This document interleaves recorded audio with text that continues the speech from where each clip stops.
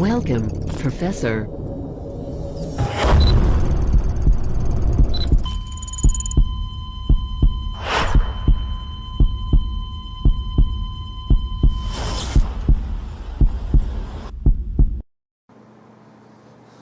Salut les mecs, c'est le professeur Collector, directement du quartier général 2.0. Et cette fois-ci, on se retrouve pour un déballage pas comme les autres.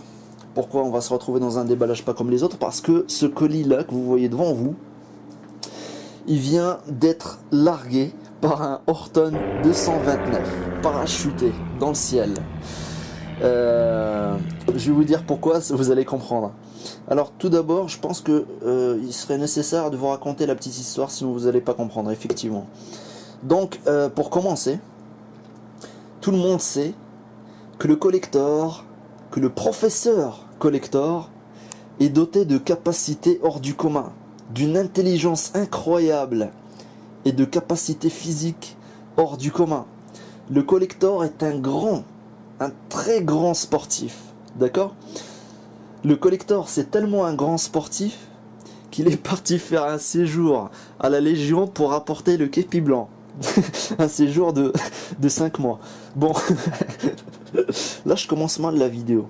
Quand je commence la vidéo en me jetant des fleurs, ça finit toujours mal. Donc là, comment dire, vu ma grande détermination à faire du sport et vu mes goûts sportifs, etc., il faut savoir que le collector aime bien faire le vélo. Le vélo, c'est une putain de machine. J'ai toujours aimé les vélos en fait. Vous allez me dire, on s'en fout de ta vie, mais c'est nécessaire en fait pour que vous puissiez comprendre la suite. Vous voyez le truc? Donc le vélo, en même temps, je vais vous donner quelques conseils. Le vélo, c'est un très bon moyen de transport. Pour rouler un petit peu partout. Vous pouvez rouler en fait dans les passages piétons, vous pouvez rouler à grande vitesse en fait dans les petites ruelles, etc. Vous n'êtes pas bloqué dans les embouteillages, et en plus de ça, si quelqu'un vous course, c'est ça le plus important en fait, si quelqu'un vous course en voiture ou en moto, sachez que vous allez rentrer en fait dans des petites ruelles où il ne pourra pas vous suivre. Vous voyez le truc?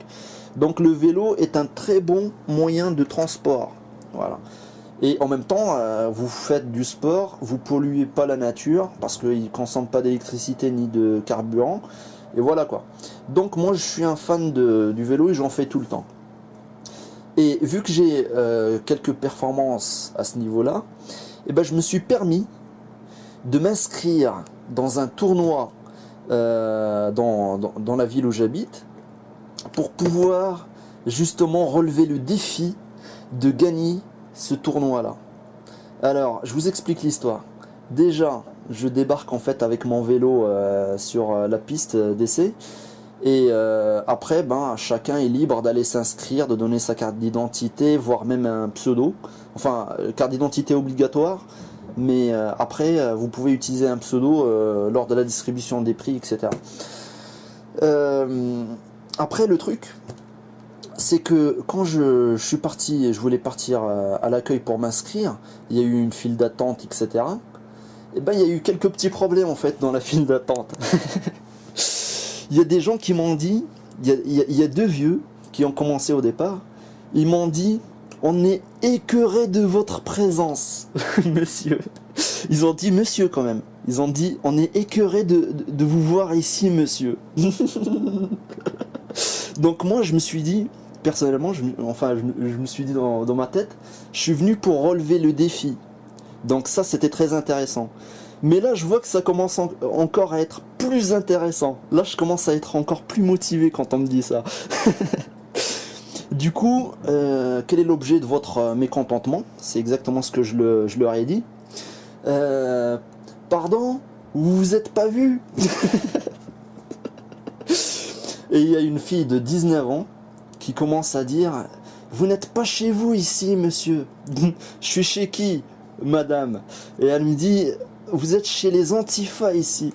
J'ai dit ok, d'accord. Bon, j'ai essayé en fait de les éviter, de ne pas les écouter, parce que moi je voulais vraiment m'inscrire en fait dans ce tournoi. Et après, il y a le petit, parce que les deux vieux, en fait, ils accompagnaient un mec de 22 ou 21 ans. Hein, je sais pas son âge, je lui ai pas demandé, mais en tout cas, il avait vers ces âges-là, quoi. Et du coup, le mec, il a commencé à gueuler. Il savait pas parler, parce qu'il tremblait en même temps quand il... Je lui dis, toi, t'es une petite bite. Si tes parents n'étaient pas avec toi, tu n'oserais pas venir me parler de la sorte, parce que tu sais très bien que je vais rien te faire devant tes parents, parce que je suis quelqu'un de correct. le mec, il a pas su répondre, et du coup, bah, vu qu'il a pas su répondre, ses parents l'ont amené vers eux. Du coup, il est parti se réfugier dans les bras de ses parents. Mais bon, quand je suis arrivé à l'accueil pour m'inscrire pour la carte d'identité, etc., il y a le mec qui m'a dit vous vous êtes déjà fait remarquer. Et je lui dis effectivement, ouais. Et du coup il m'a dit que c'est obligatoire en fait d'avoir un casque, parce que moi je n'avais pas de casque. Il faut avoir un casque obligatoire. Les cyclistes pardon, doivent avoir un casque obligatoire, sinon ils peuvent pas participer en fait au tournoi. Du coup j'ai dit ok, bah, je vais me procurer un casque avant le tournoi, il n'y a pas de problème. Mais le truc qui est extrêmement intéressant, c'est que il a dit un casque de protection, mais il n'a pas précisé lequel. Parce que tu peux dire un casque de protection pour les vélos, tu peux dire un casque de protection d'une marque particulière. Là, il n'a pas donné de précision sur le casque de protection, d'accord? Du coup, moi, j'ai fui dans les fins fonds de l'enfer pour trouver un produit adéquat pour pouvoir l'utiliser durant mon tournoi. Et ma grande motivation consiste, repose sur le fait qu'on m'a provoqué. Vous voyez le truc? C'est-à-dire qu'on m'a provoqué, ça m'a motivé encore plus. Donc vous imaginez si je monte sur le podium et je gagne le tournoi, ça serait vraiment, ça serait vraiment magnifique. Donc avec mon vélo, je l'ai bien custom. Je vais aller au tournoi avec. Mais vous allez me dire, c'est quoi le rapport en fait tout ça avec le colis? J'y viens, vous inquiétez pas. Du coup, je me suis procuré un Stolhelm. Alors les vrais comprendront. Le Stolhelm, c'est un casque qui n'est plus en production actuellement. Sa production s'est arrêtée en 1945. Ouais, exactement en 1945. Donc, ce casque-là est un casque d'une extrême qualité, car il sort directement des usines. Ouais, on peut le dire. Il sort directement des usines aériennes. Donc sa qualité est sans appel, d'accord? Parce que d'habitude, quand je vous présente un produit, je vous dis ce produit-là est d'une qualité moyenne, qualité... Là, je n'ai même pas besoin de préciser, parce que j'ai dit qu'il sortait des usines aériennes. Donc il est comment dire, par défaut, un produit d'une qualité supérieure. Voilà. Donc par contre, pour le trouver, putain, j'ai vraiment retourné le net. Voilà. J'ai vraiment retourné le net pour pouvoir trouver un produit, voilà. Et en plus, c'est pas une copie, c'est vraiment le Stolhelm de référence. C'est vraiment le Stolhelm, comment dire, le vrai Stolhelm, quoi. C'est la vraie série, voilà. Bien évidemment, il a été custom. Un coup de peinture, même les sangles, ils ont été custom, etc., etc. Mais c'est un vrai, quoi. Voilà. C'est un vrai. D'ailleurs, quand je vais l'ouvrir, là pour l'instant, je ne l'ai pas encore ouvert. Quand je vais voir à quoi il ressemble, etc. Normalement, il est d'une... comment dire? Il est vraiment conforme, en fait, au Stolhelm de l'époque. Voilà. Donc, on va voir s'il correspond exactement à mes attentes. Donc voyons voir, là c'est un déballage de qualité là, franchement c'est... voilà quoi. Alors voyons voir ce produit. Voyons voir, alors ça, ce casque là je vais l'utiliser durant mon tournoi de vélo. Donc ça on va le balancer à côté.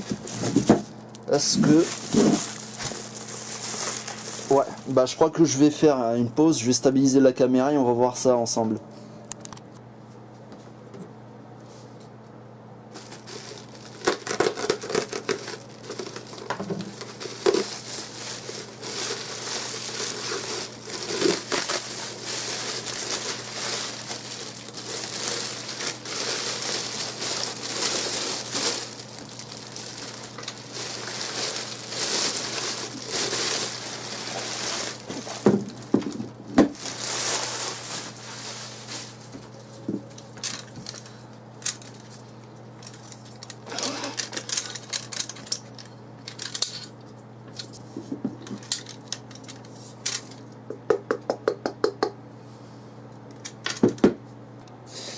Alors voilà, le magnifique casque de conception allemande.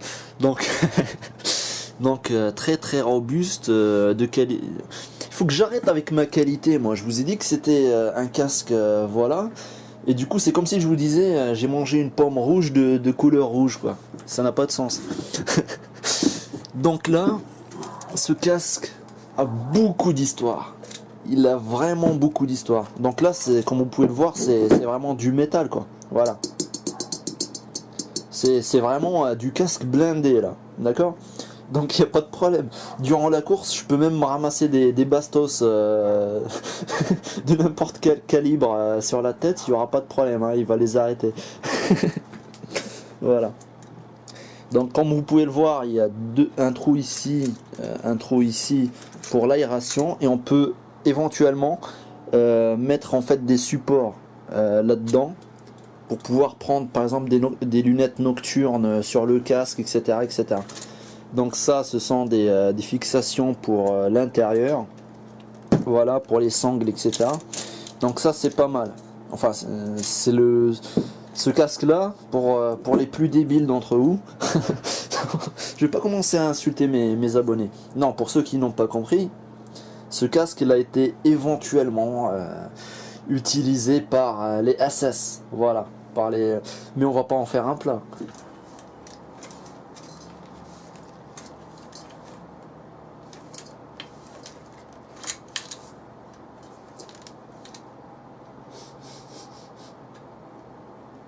Ce sont les heures les plus sombres.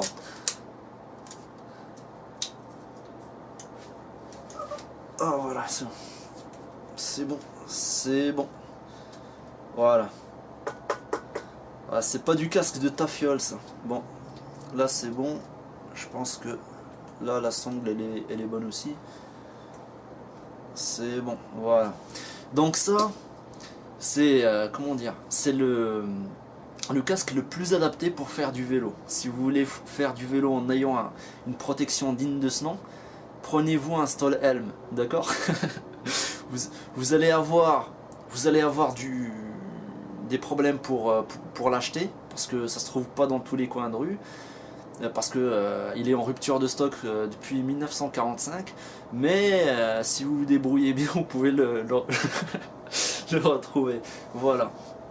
Sinon, ouais, franchement, ergonomie maximum.